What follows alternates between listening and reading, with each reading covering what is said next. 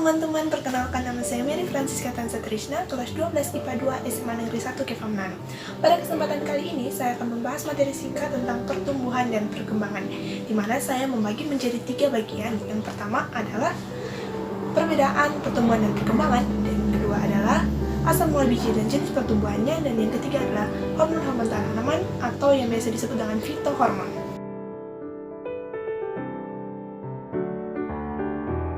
Perbedaan pertumbuhan dan perkembangan. Pertumbuhan adalah penambahan jumlah massa dan ukuran sel, memiliki sifat kuantitatif atau dapat diukur, dan irreversible atau tidak dapat kembali pada kondisi awal. Sedangkan perkembangan adalah proses menuju kedewasaan, memiliki sifat kualitatif atau tidak dapat diukur, dan reversible atau dapat kembali pada kondisi awal.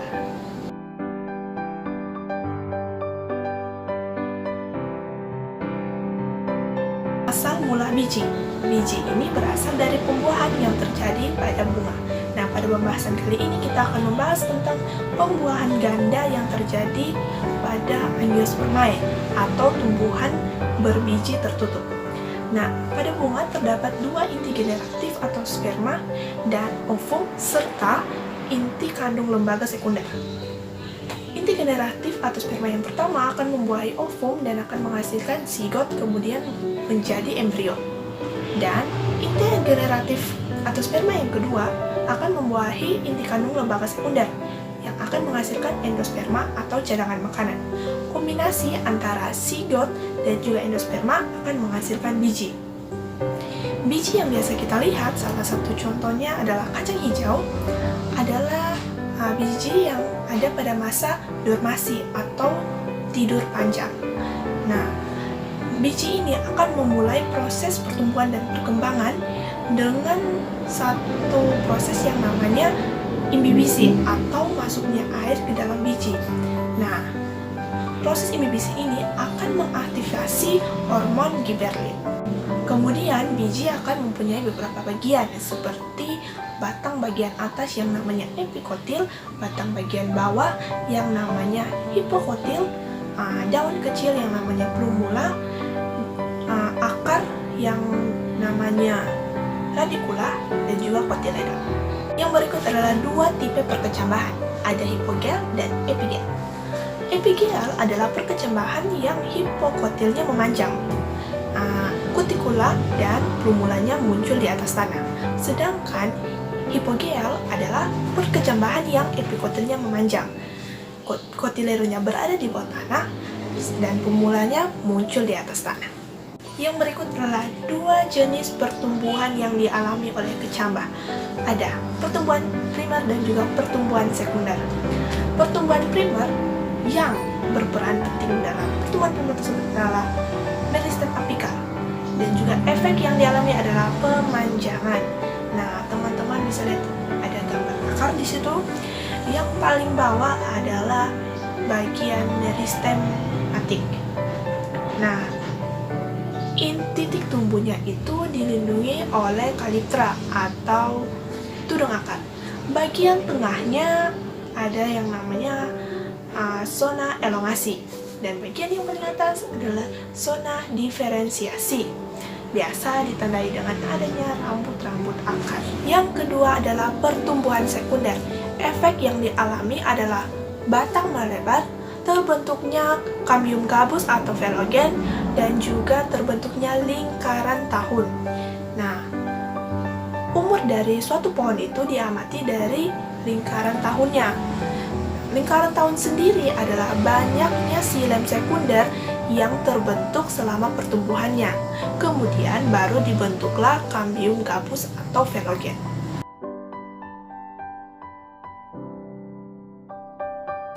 Hormon-hormon pada tanaman atau fitohormon.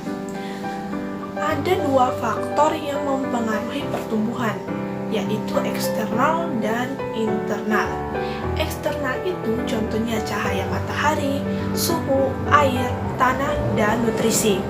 Sedangkan faktor internal ada 2, yaitu intrasel dan intersel.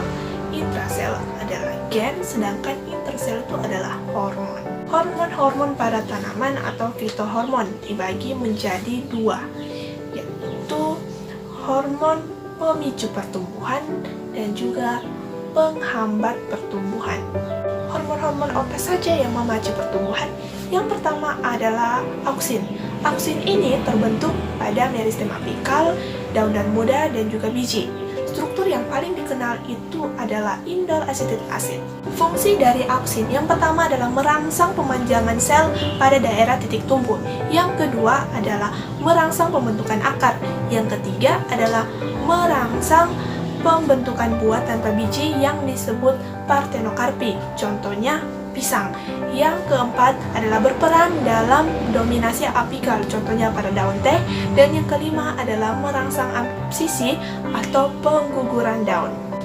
Yang kedua adalah hormon giberlin, terbentuk pada meristem tunas apikal dan akar, daun-daun muda, dan juga embrio. Nah, fungsinya ini yaitu satu, merangsang pemanjangan batang sekaligus pembelahan pada sel. Yang kedua adalah merangsang pembungaan. Yang ketiga adalah memecah dominasi biji. Dan yang keempat adalah merangsang pembentukan buah tanpa biji yang disebut dengan stenomokarpi, berbeda dengan partenokarpi. Contohnya pada anggur. Yang ketiga adalah hormon sitokinin, terbentuk di akar dan akan diteruskan kepada organ-organ yang lain. Fungsinya yang pertama adalah jika sitokinin digabung dengan auksin dan juga giberlin akan merangsang pembelahan dan juga pemanjangan sel. Yang kedua akan merangsang pembentukan akar. Yang ketiga adalah menghambat dominasi apikal auksin. Dan yang terakhir adalah menghambat penuaan pada daun, buah, dan juga pada bunga. Yang keempat adalah gas etilen, terbentuk pada jaringan buah yang sedang matang serta daun dan bunga yang menua. Fungsinya yang pertama adalah mempercepat pematangan buah, yang kedua pertumbuhan batang menjadi lebih kokoh, yang ketiga jika gas etilen digabung dengan auksin akan memacu pembungaan, serta interaksi antara gas etilen dan juga giberlin akan mengontrol rasio bunga jantan dan bunga betina pada tanaman monoecious atau tanaman yang memiliki bunga lengkap. Yang kelima adalah hormon kalin. Hormon kalin terbentuk pada jaringan meristem dan memiliki fungsi yaitu memacu pertumbuhan organ tumbuhan. Hormon kalin ini dibagi menjadi 4. Yang pertama adalah risokalin atau akar, yang kedua adalah antokalin yaitu bunga, yang ketiga adalah filokalin atau daun, dan yang keempat adalah kaulokalin yaitu batang atau kayu. Keenam atau yang terakhir adalah asam traumalin. Asam traumalin ini adalah merangsang daerah luka menjadi meristematik sehingga menutup luka. Dan untuk gampang diingatnya, kita tinggal dengan kata trauma sama dengan luka. Nah, karena hormon asam traumalin ini berperan dalam penutupan luka pada tumbuhan. Yang berikut adalah hormon penghambat pertumbuhan, yaitu hormon asam absisat. Dia berfungsi menggugurkan daun pada musim kemarau. Sekian pembahasan singkat materi pertumbuhan dan perkembangan. Saya mohon maaf apabila ada kesalahan. Saya Mary Francisca Tansa Trisna mengucapkan terima kasih dan sampai jumpa lagi di video lainnya. Bye-bye.